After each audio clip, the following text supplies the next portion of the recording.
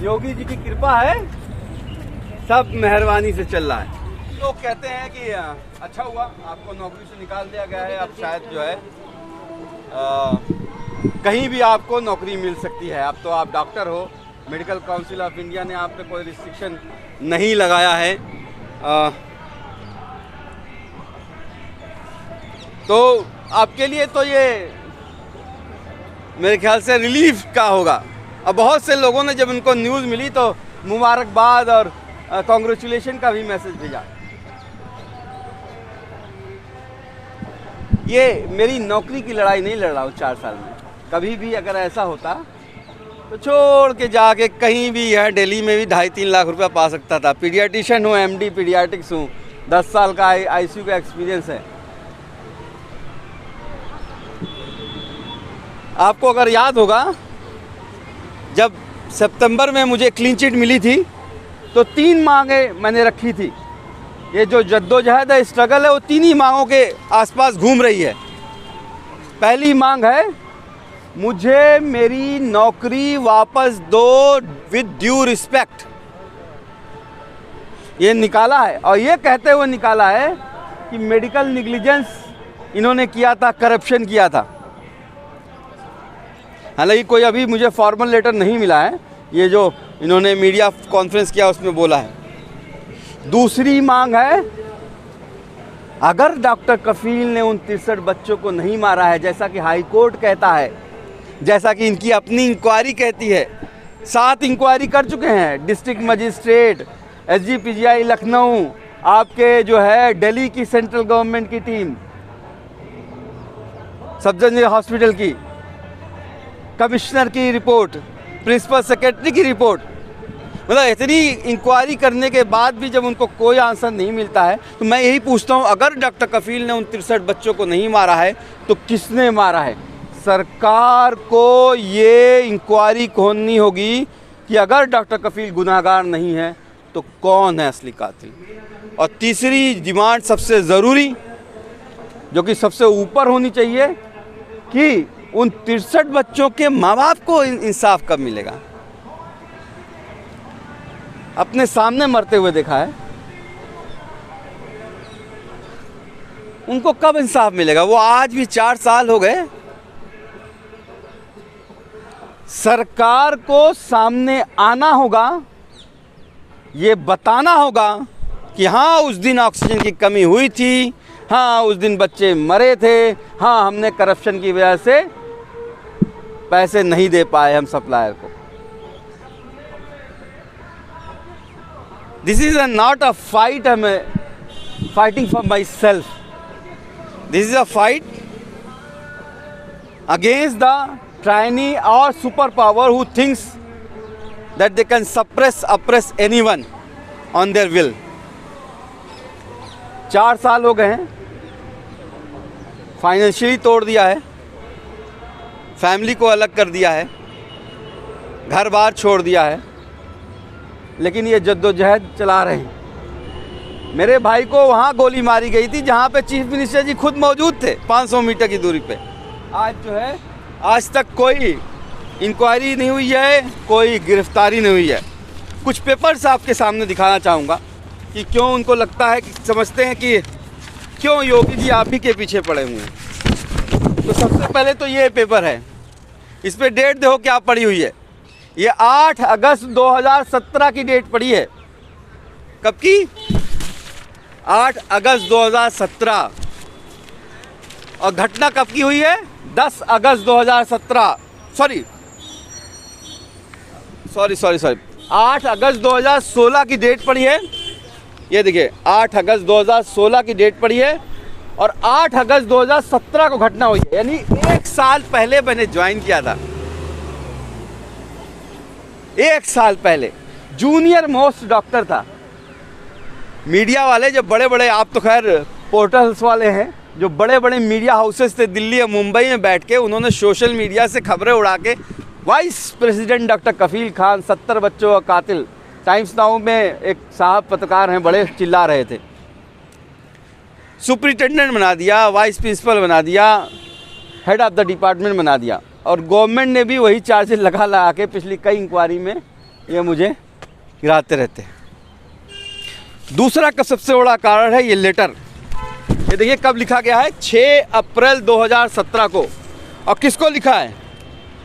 मुख्यमंत्री और स्वास्थ्य मंत्री को, कि मेरा पैसा दे दो नहीं तो मैं ऑक्सीजन सप्लाई नहीं कर पाऊँ। कब लिखा गया है? 6 अप्रैल को, यानी कि 5 महीने पहले उसने लेटर लिखा हुआ है, मेरा पैसे दो। Pushpa sale limited, Pushpa sale limited ने चीफ मिनिस्टर और हेल्थ मिनिस्टर और बाकी सारे ऑफिशियल को लिखा हुआ है कि मेरा पैसा दे दो 6 अप्रैल को, नहीं तो मैं ऑक्सीजन सप्लाई नहीं कर पाऊंगा। 5 महीने ये पैसा नहीं दे पाए। दूसरा सबसे इम्पॉर्टेंट मुझे लगता है कि जो इन 2 लेटरों को मैं घूमता हूँ लेके, इसी वजह से मुझे जो है चुप कराने की कोशिश की जाती है। ये लेटर देखिए कब का है, 9 अगस्त 2017 का, यानी 1 दिन पहले जब घटना हुई है। और किसको गया है? माननीय मंत्री जी को, स्वास्थ्य मंत्री जी को, कि भैया 68 लाख रुपया हो गया, नहीं दोगे 24 घंटे में बंद कर देंगे। किसने दिया है? पुष्पा सेल ने, जो सप्लायर था लिक्विड ऑक्सीजन का। अब आप ये सोचिए, 9 ही तारीख को योगी जी वहाँ आए थे गोरखपुर में भी, और ये पुष्पा सेल ने साफ कहा है कि मैंने ये पत्र स्वास्थ्य मंत्री उस वक्त के आशुतोष टंडन के हाथ में दिया था, फिर भी पेमेंट नहीं हुआ। 63 बच्चे थे, गरीब के थे, मर गए, क्या फ़र्क पड़ता है, गरीब के बच्चे तो मरते रहते हैं। पर आपको बता दूं, सिर्फ बच्चे नहीं मरे थे, ये ऑक्सीजन ये जो है प्लांट है पूरे बीआरडी मेडिकल कॉलेज का।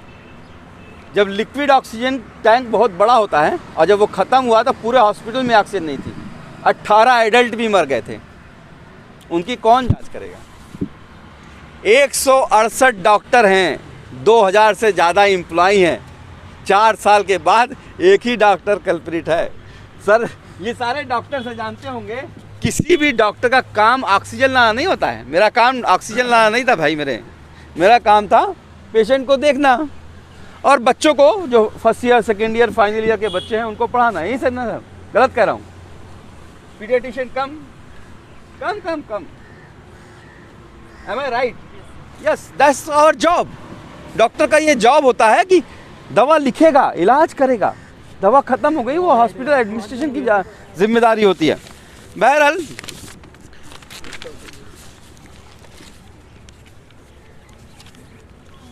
सबसे ज़्यादा अफसोसजनक की बात ये है मुझे, जो अभी सेटबैक मैंने कहा कि लगा, इसलिए कि 6 अगस्त 2021 को हाई कोर्ट में इन्होंने लेटर लिखा है, हाई कोर्ट में इन्होंने सबमिट किया है कि डॉक्टर ये इंक्वायरी ये वापस ले रहे हैं। जो सेकेंड इंक्वायरी इन्होंने स्टार्ट की थी, ये 6 अगस्त 2021 का हाई कोर्ट में दिया हुआ है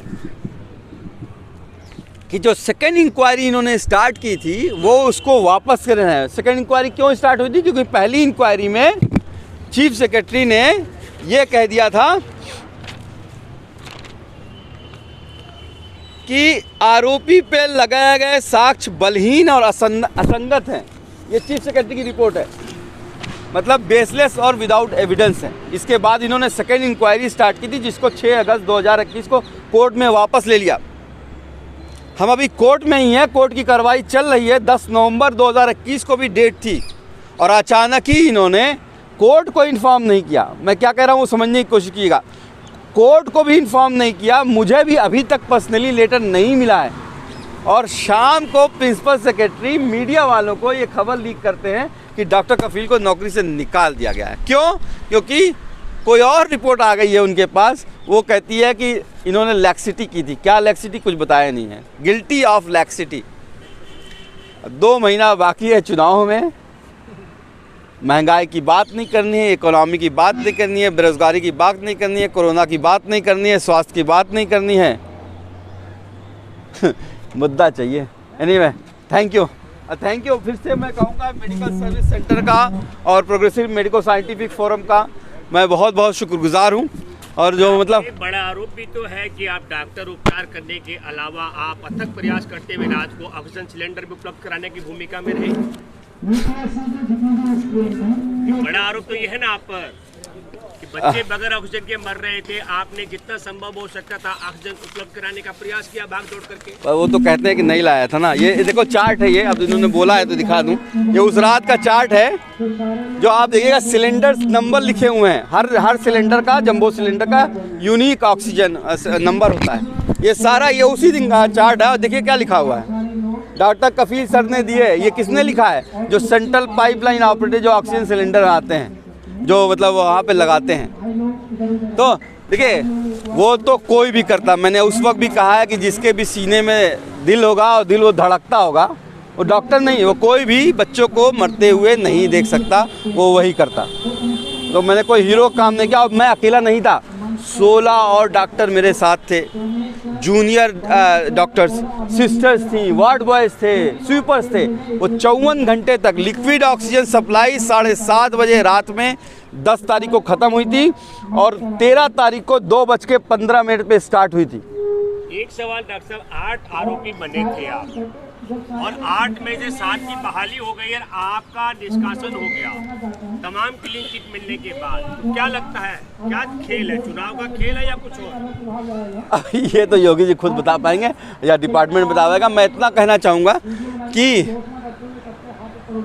168 लोग थे मैंने कहा ना, और 2000 एम्प्लॉय थे। और वो सब छोड़ दीजिए, डॉक्टर्स की क्या है, वो जो डॉक्टर्स भी गए थे वो कहाँ से पैसा ला के देते?